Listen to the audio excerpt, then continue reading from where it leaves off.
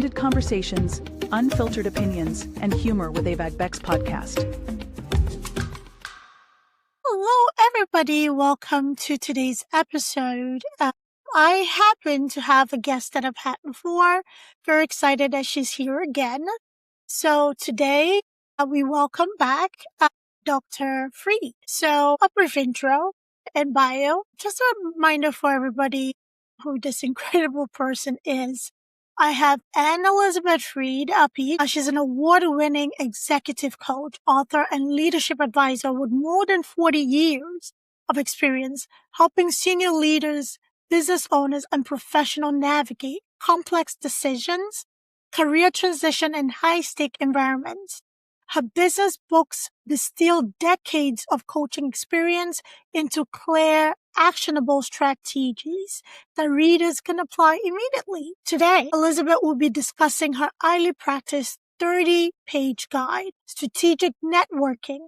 I need that. And why effective networking is about far more than collecting business cards or working a room. She will share practical strategies for building authentic, mutually beneficial relationships that create opportunities, deepen trust, strengthen both personal and professional success. Whether you're pursuing a new career opportunity, navigating its transition, seeking greater influence within your organization, or growing your business, you'll discover why strategic networking is one of the most powerful, most misunderstood tools for long-term success. She will also discuss how today's AI research tools can help professionals prepare more effectively for meetings, build stronger connections, and create greater value in every interaction. In keeping with her philosophy of always giving back, Elizabeth volunteers as a coach for military special operations, personal transition into civilian careers.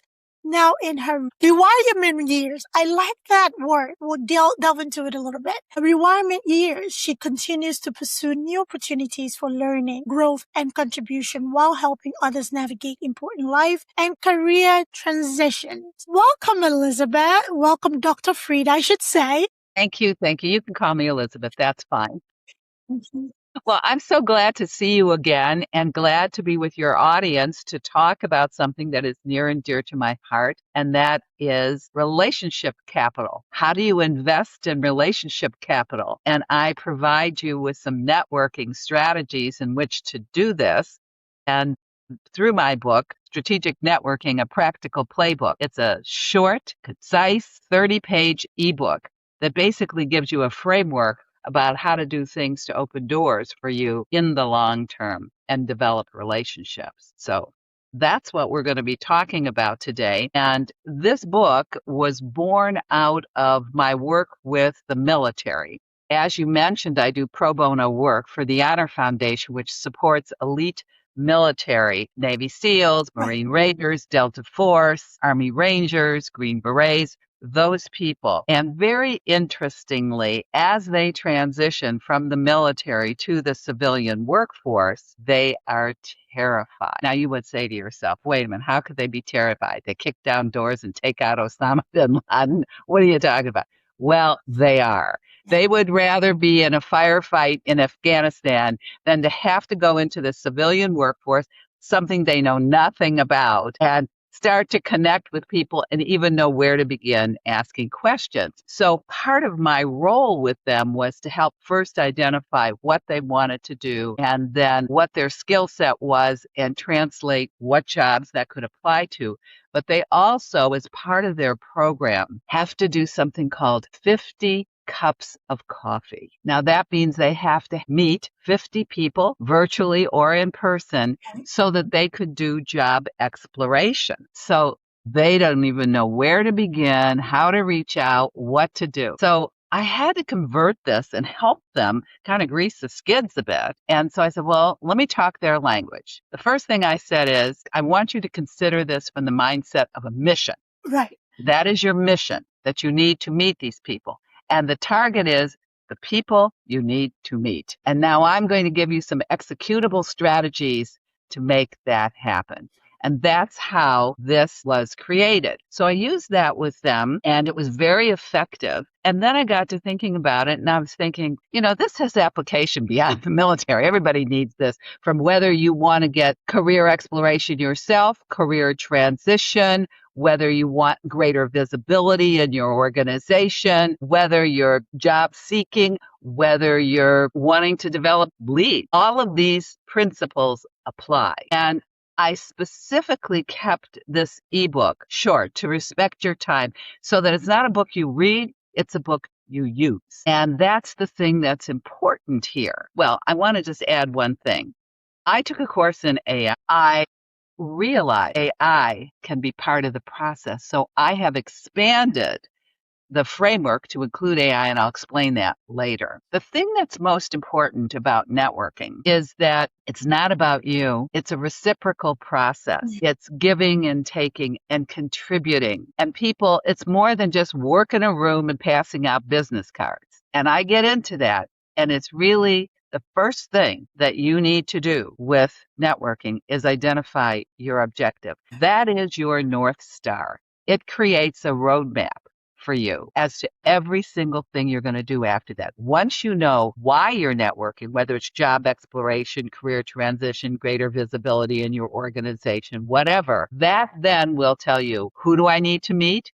Why do I need to meet them? What kind of questions do I need to ask them? That then, and then you can move forward from that. Now, once you've established that, then you go through and you say, okay, I need to be a detective of sorts. I know who I want to talk to, but how do I connect with them? What do I do to truly connect with them? Well, that's where AI comes in. Part of my framework is to provide you with how to reach out with them, templates for emails to send to people, but also how to be the detective.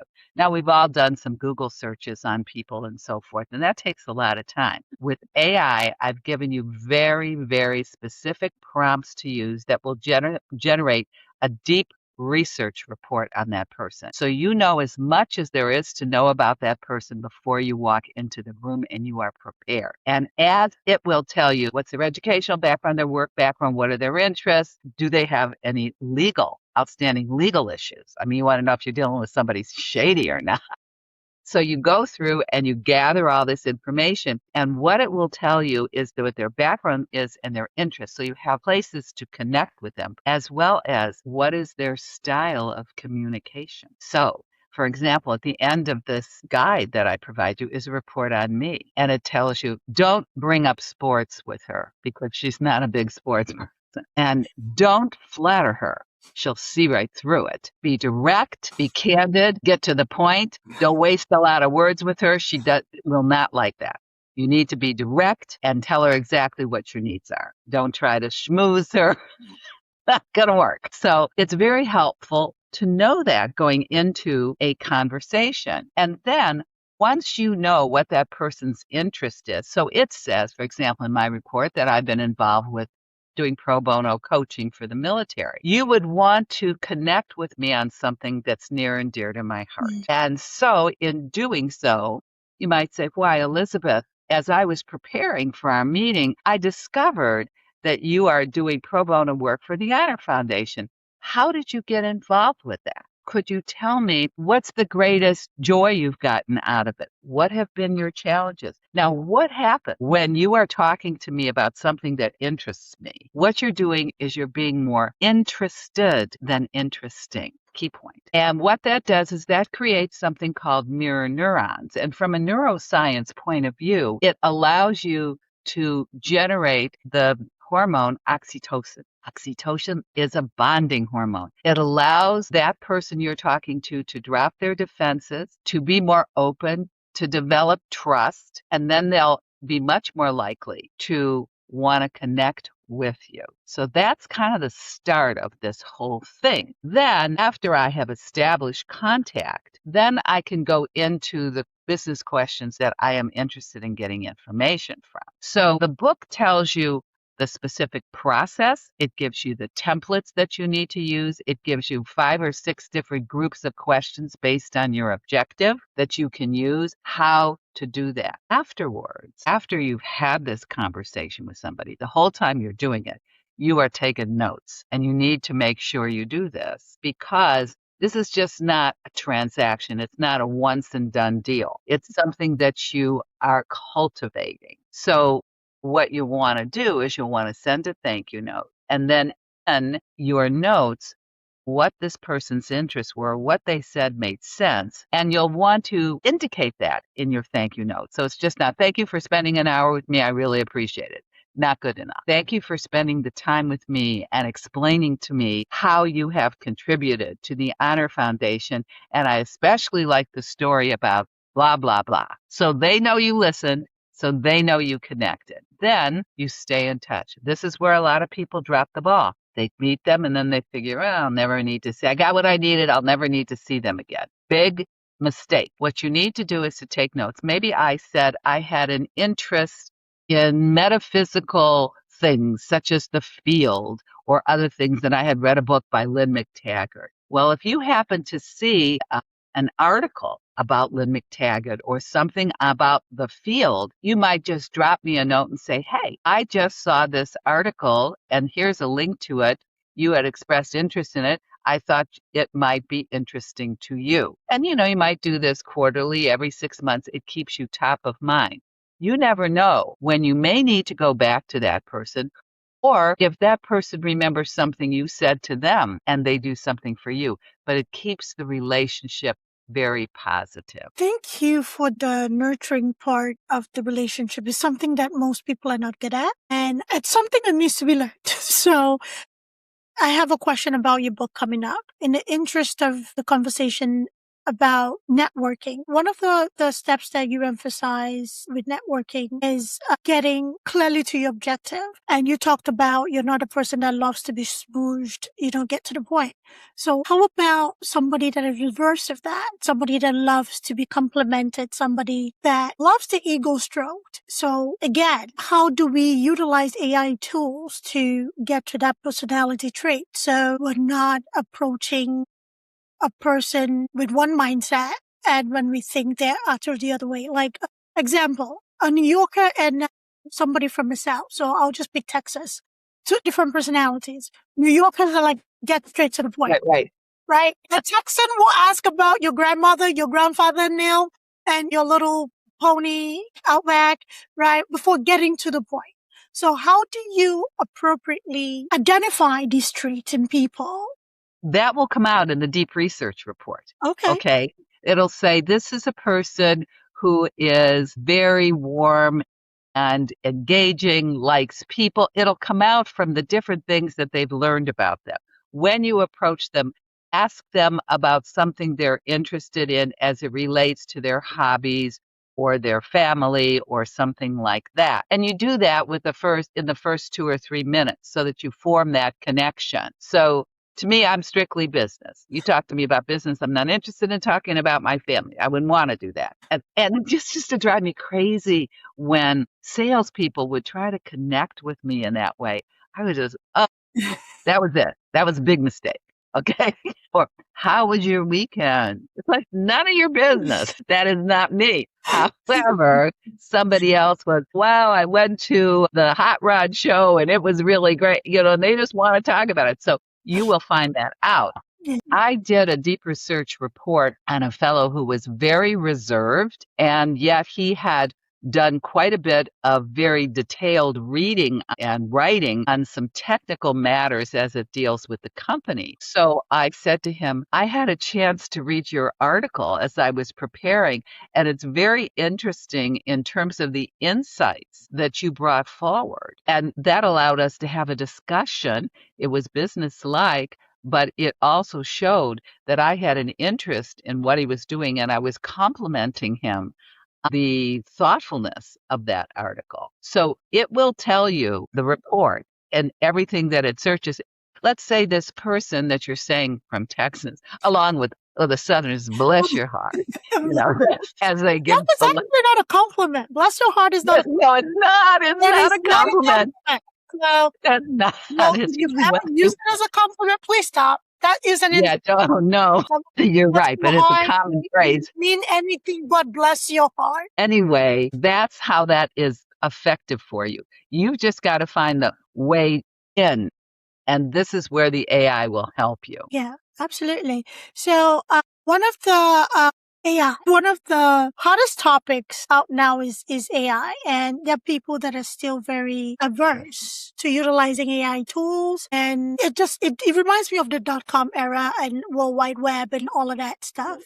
So AI adoption is more and more mainstay. What would you say to, individuals that are still very much removed from wanting to use AI at all, especially as you mentioned in your book, it can actually help with networking. So how can somebody at least tip their toes into the waters of utilizing AI in that sort of arena without having to feel like they're divulging everything about themselves? Like, how can they use it effectively for a networking event, whether it's virtual, in person, or whatever? Well, I give very specific prompts. Mm, I tell them exactly what to put into ChatGPT, all of the specific prompts, and even the way to format a report. So they don't have to do any thinking on this. I have it if you're looking at a male, if you're looking at a female, if you're looking for a general subject area.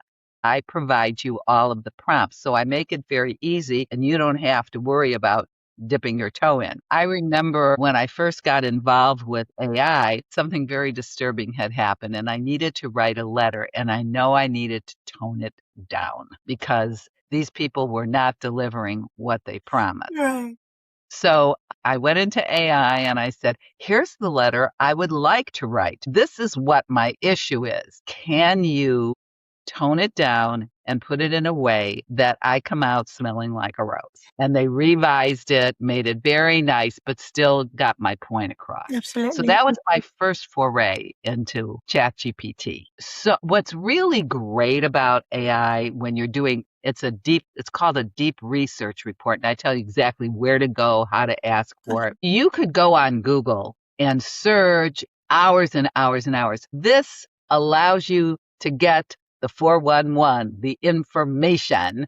Do you remember 411 was the number you used to dial for information? Right. I forgot that's no one does anymore. I'm aging myself. To get the information you Right. need in a fraction of the time. So it saves you a lot of time if you're getting ready to walk into a meeting and you need to go into a meeting and you need to prepare for it. The feedback I've gotten from people who have utilized the principles that I teach is that they've never been so prepared for a meeting because of it. And they knew what they were talking about because they felt like they had enough information on this person that they weren't scary in. Right. So that was part of it. Another thing I want to talk about, and this goes beyond my book, about 10 years ago, and this oftentimes comes, well, what if you're very introverted and you're not comfortable talking to people? This kind of also helps you get past that. Where it gets tougher when you're an introverted person is when you have to go to that networking event from a company where you don't know a soul there. And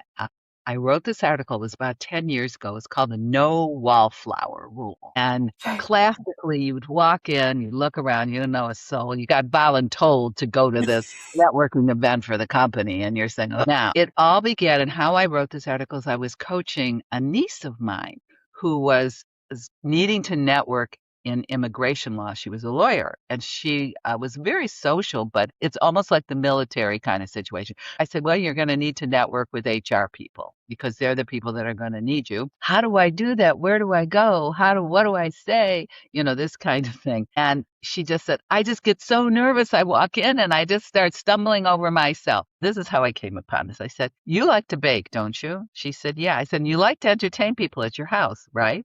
I said, and when you do, what is your objective? She said, well, to make them feel as comfortable as possible and to offer them food or whatever. So I said, okay. So the typical person would walk into a room like this, they'd load up on appetizers, and then they'd find a wall to lean against and just kind of stand there and look at their watch and hope that that hour or two will be over. So I said, you can't do that. You need to be active about this and go in intentionally.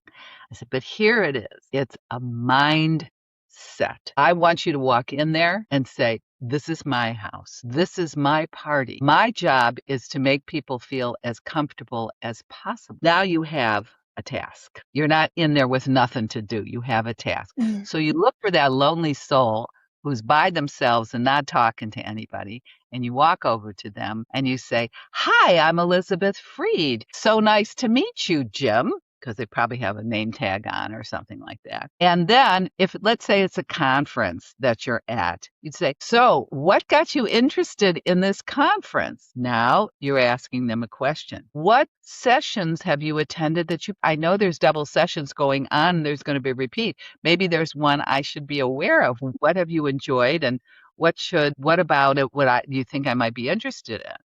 And now you're in a conversation. This person is so grateful to you because you came over there and they were just like you a minute ago. And now they're engaged in a conversation. So you have this conversation, but you realize you really need to meet some other people. So how do you extricate yourself from that in a gracious way? You could say something like, well, Jim, I have really enjoyed talking to you and I'd like to talk with you further and have deeper conversations with you. Could I connect with you on LinkedIn, or do you have a business card that you can give me so that I could reach out later? Would that be okay? So you get the contact information and then you write down the salient things that happened in your conversation. And then you go on to the next lonely soul that's there. Well, that's one way of getting yourself out of that situation. You don't say, gee, I need to work the room. I mean, I've had people say to me, well, gee, there's other people I need to meet. That's saying, well, you're not important enough for me to continue my conversation. But doing it in the way that I suggested says you want to carry it on, but you have other things that you need to do and they'll get it and not feel offended. Another thing that can happen, which also scores you many points, is as you're listening to that person and maybe they say they're a sailor, and you do know some other people in the room, you say, why, Jim, I think there's somebody I think you would really be interested in talking to. I want to introduce you. And you walk Jim over to someone else and you say, Alex, I want to introduce you to Jim. Jim is an avid sailor. He has a 25-foot sloop that he has moored out in the such and such harbor. And Alex has a sailboat about the same size, different brand. I think the two of you might find it interesting to have a conversation. And the minute you do that, the two of them are, talking away, and you just kind of slide out. They're very grateful for what you did because networking is also making contributions. Yes. That's the thing you need to understand. So that's another way, if you are introverted, to get over that shyness, because now you have a job. Your job is to make others feel comfortable. It does a whole thing to your mindset. It does. Yeah. So where can we find your ebook? Okay, it's an ebook. It's only 30 pages. You can read it in 15, 20 minutes. Very fast. I'm into what can you get from this and use right now as soon as you get done reading it. Right. It's on Amazon, and you just if you put in Elizabeth Freed, and that's Fried, then that book will pop up. Strategic Networking, a Practical Playbook. It's $7.99. It's very inexpensive. My goal here is to get it in as many hands as possible to help as many people be as successful as possible in building their relationship capital so that they can open doors from now until through the rest of their life. Networking never stops. And I do have to say, it takes energy. So if you're feeling really exhausted and you go to these people, stay home. Nothing's going to happen. Okay. I know even when I go to a wedding, the first thing I do when I go to a wedding, I will go to every table and I'll sit down and I'll say, hi, I'm Elizabeth Freed. Are you on the bride's side or on the groom's side? How do you know the groom? Blah, blah, blah, blah, blah. Right. Okay. Because I want to connect with people. I just do. And because again, sometimes you go to these weddings and people just sit there and they don't talk to each other. So I try to facilitate. Yeah, it comes naturally for you. And who best to learn from than a person who's not only practice it, but also coaches. Brings me to this, Elizabeth. So yes, we go to Amazon, we download the ebook, we put these practical steps in it. Are you still coaching? So should somebody be looking for your guidance further? Is this something that you're offering right now? And how can we work with you on the Well, coaching that's a side of good things? question. Actually, I am essentially retired. I'm 78 years old, and my goal in life is to enjoy life to the fullest. This is part of how I enjoy life, Right. giving back. This particular book is so straightforward. It tells you everything you need to know. You could ultimately, if it's a very brief call that you have or something you need to do, I am happy to offer coaching in that way. Okay. But by and large, my coaching engagements used to take anywhere between 6 to 18 months, and they were very intense. I Mm. don't do that anymore. I don't want my schedule tied up with somebody else's schedule. So they can contact me by email at Elizabeth at nefried.com. You can go to my website, which is Executive Coaching Firms, that's with an S.com, and you can learn about that. My goal in life is to help when I can, to do my pro bono work with the military, to travel, play pickleball.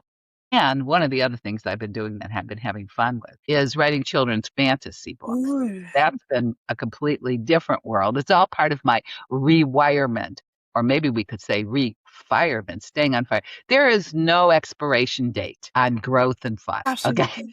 Absolutely. So Absolutely. that's it. Absolutely. I love that. So a lot to aspire to. Don't tie up your schedule with somebody else's. Once you've done your stuff, you've paid your penance in a sense. Well, 40 years. I had my business for 40 years. Absolutely. That is Yeah. impressive. That is impressive. And, well done. So if you missed the website, you missed the email, don't worry. As usual, we'll have it on the show notes, and you can click in to, send an email or, explore the website. This was a lovely conversation. I learned from it as I wouldn't say former, because I'm still growing from it, as an intermediate wallflower from it, and as a founder, selling yourself or mingling or being able to talk to other people and being trusted in them. I think as a nurse, that comes naturally for me. But, outside of that realm in actually engaging, it was challenging. And these rooms are usually not small, Elizabeth, and you know that. So getting out of that shell, it is a work in progress, but you can do it. You can do it. You could do it. You know something? You just reminded me of something. I had to go to one of these conferences, and I had an intern working with me, and I said, "Let me show you how to network. You're going to be my wing woman, and here's how it's going to work. We're going to find a lonely soul. We're going to engage them. Watch their face light up when we do, when we get really interested. Mhm. We'll do a couple together, and then I'm going to watch you do it." We had so much fun. She met her husband there. Stop it. She lives in Australia now and is considered one of the top, I think she's in change management, one of the top change management consultants and executive women in the country. Good for her. Yeah, yeah, it was. So, see, the things you never know. You go for networking and you find a spouse. How they connected was on business and having things in common and interested stuff in common. They weren't looking for each other. They just connected using these principles. Yeah. The other thing is, if you have children or grandchildren that are looking for jobs and job exploration, these principles help them as well. If you're looking for an internship, the best thing for job exploration, these things will help you. They all. I absolutely love that. This goes to prove the point that be around people, you never know who you meet. So, I mean, the dating sites and apps and all of that are very concentrated. However, I've not been on any of them, but the reviews have been very weird for women, especially. So, women, get out to conferences, talk to people, get to know people genuinely. You never know who you'll meet. So, good for her. Very good for her. We're here to talk about networking. So you're going to network yourself into somebody's life, somebody very valuable. So thank you, Elizabeth. Thank you so much, Dr. Fried. Right. Thank All you right. so much for being. I have to go. Edongus. Did I get it right? Haha. See, I had to practice it. Love it. So please reach out. We'll make all of that information available in the show notes. Go to Amazon, download the ebook. Is under $10. It's practical. So Elizabeth says it's practical. It's practical. This is a woman that is a straight shooter. So if she says it's practical, I know it's practical. Download it. learn on your own pace. Should you want to, most of us do. And, reach out to her. She's offering that if you need maybe an extra nudging or support. So it's always great having you on, Elizabeth. I Thank absolutely you. I love our appreciate it. conversation. I've just had so much fun with this. I decided that I'm going to start giving presentations to Rotaries and other business groups.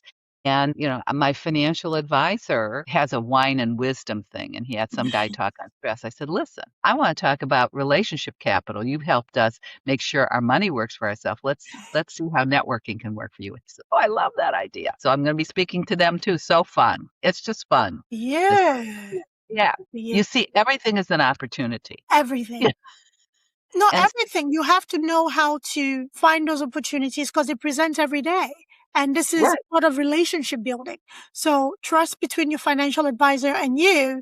And here is another opportunity for you to speak to a larger group of people who benefit from your 40 years of very decorated career and business. And you're still doing that pro bono for the military. And those guys absolutely deserve you and everything you do. So thank you so much. I really do enjoy our conversations always. Well, thank you again for inviting me. I appreciate it. Thank you. Thanks everybody for listening. Please take advantage. Coaches are expensive. Networking is expensive. So if you'd rather go in prepared, I would say do so. Amazon, under $10, Dr. Free. All right? Thank you, everybody. Right. Take care of yourself. All right. Bye-bye. Bye-bye. Thanks for tuning in to Avik Beck's podcast. If you enjoyed today's episode, don't forget to subscribe, rate, and leave us a review. It really helps us out. We'd love to hear your thoughts and continue the discussion.